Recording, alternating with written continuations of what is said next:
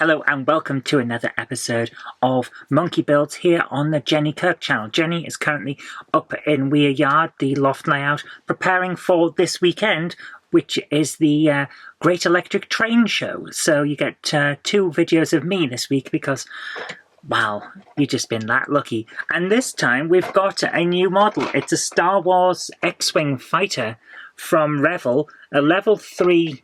Apparently on Revell's system, it's a level 3 in complexity, so let's take a look at how well this goes together. I just want to take a moment out to talk to you about today's sponsor, Train-O-Matic.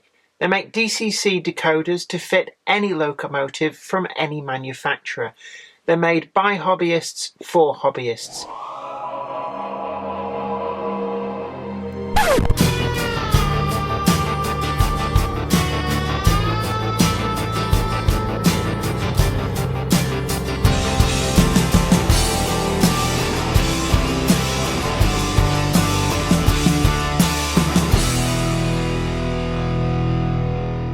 The first thing I want to say is Revell put together a fantastic instruction book. This is clear, straightforward. Every single thing has a really big diagram explaining exactly how it goes together. Also shows you exactly where the decals go, what the color applications are for every single part of it, and where they go to.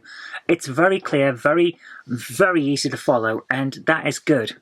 My issue, however, is that it's far too easy. I came into this thinking level 3, that's pretty intermediate. I mean, it's in the middle of their little expertise scale here. It should be pretty good, shouldn't it? Hardly anything to put together. It's surprising. Almost every single part of this X-Wing, I've got it here, is already built. You put together part of this little engine block here and stick it onto the top of the other bit that's already there, and that's a wing. You slide the two wings together. Yeah, these wings are in two parts. They just slide together and you're pretty much all right.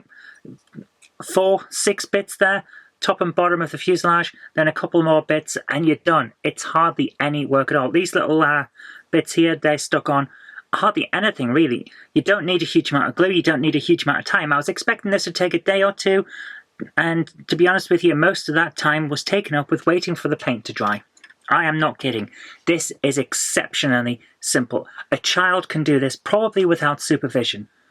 I don't get what the rating system is. Level 3? I just said level 2 at the very highest. 1.5 at the most. It's very simple. That said, it's really detailed. I like it. It looks great. You can't really fault it for that. It looks pretty damn good. Very nice. In fact, I'm having a lot of fun just having it in the office when I'm waiting for something to render out. It's that kind of thing. It's very nice, very pickupable, very playable, but not a huge amount of work to put it together, except for the decals. Now, the decals, I have a big issue with Revell's decals. They're very fiddly in places. And I understand why they're not paint applications. I absolutely support them not being paint applications. Would you have put the little stripes on that? Or the little dashes around the top of the weapons? I don't think you would. I certainly would have had a lot of trouble with that. So I appreciate that, the decals. But some of them don't stick very well. For example, on the window, and this is the same thing I had on the TIE Fighter issue, and I'll bring the TIE Fighter in a moment to compare, but the decal doesn't quite stick properly to the plexiglass of the cockpit hood. So I would recommend you get some decal fix. It will help you out no end. Seriously, no end. My other issue with the X-Wing is the scale. Now, looks decent enough. It's very nice, very detailed. I really do like it. But when you get the scale of the box, like, I was expecting it to be bigger, especially when you bring the other one in that we've already done, which is, of course, the TIE Fighter. That's a two-person ship. That's a one-person ship with one droid. In the films, they look an awful lot more to scale, you know, about the same size. I don't get it, guys. So I have some issues with that because I was expecting something much bigger given the size of the box. The box is about the size that the TIE Fighter one came in. And look at that. That's about the same size. So why is the X-Wing so much smaller? I thought they were the right scale, but this is like 1 to 112 scale, and I don't believe that's what the TIE Fighter was. So I'd like a bit more like to scale. I thought these from the same set. They look like they're from the same set. Am I getting confused? Is this my fault for picking the wrong one? I don't know. Why are there multiple sizes? Now, I just don't get it. So for me, the scale is wrong. But aside from that, I cannot fault it. It looks great. It was fun to put together, and it's very nice as an end result. What score would I give it? Well, to be honest with you, it was very simple to put together. It looks fantastic. The instructions are great. The decals are very nice. I mean, they'll take a bit of effort to put on. You need decal thick because it doesn't want to stay on sometimes. In fact, I've had to paint this little block here. It's the top. The decal just came off. Every other one dried on perfectly fine, but that one disappeared after those ones had dried on. These ones aren't coming off. I can press them.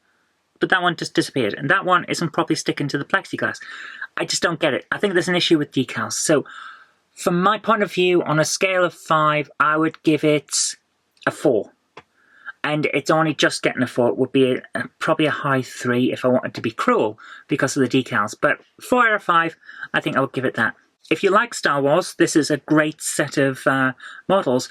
I just don't understand this scale thing. Look at it. It just doesn't seem right. But maybe I'm wrong. Maybe the TIE fighters really are that big. Pretty sure they're not, though. Okay, guys, thanks for watching. Jenny will be back on the Monday Club, and then a load of videos coming from the Great Electric Train Show over the next week or so. So I hope you'll tune in for those. But until next time, I've been Zoe Kirk Robinson. You've been watching Monkey Builds on the Jenny Kirk channel. I'll see you later. Happy modelling. Today's video is sponsored by Train-O-Matic, makers of DCC decoders designed to be fully compatible with every manufacturer's locomotive. Visit train-o-matic.com to browse the full range and see what they've got suitable for you. I'd like to send out a huge thanks to everybody who supports me on Patreon, and an extra special huge thanks goes out to Anthony Kidson, Offshore Allen, oorail.co.uk, Michael Lockie, Helen Sink, Peter Bolton, Brian and Dorothy Mudd, Gary Lewis, David Quinn, Sparky107107, George Botterini, Chris Moss, Robert Steers, MD of San Juan Model Company and Grantline Products, Sam Yates, Dale Williams, John N. from NC, NYMRish, Jonathan Foster, Peter, Graham Foster, Clifford Ison, Larry W. Grant, NI Railways 4000 class, Ian Coulson, and Alan Dickerson. Thank you. Without you guys, I couldn't do this.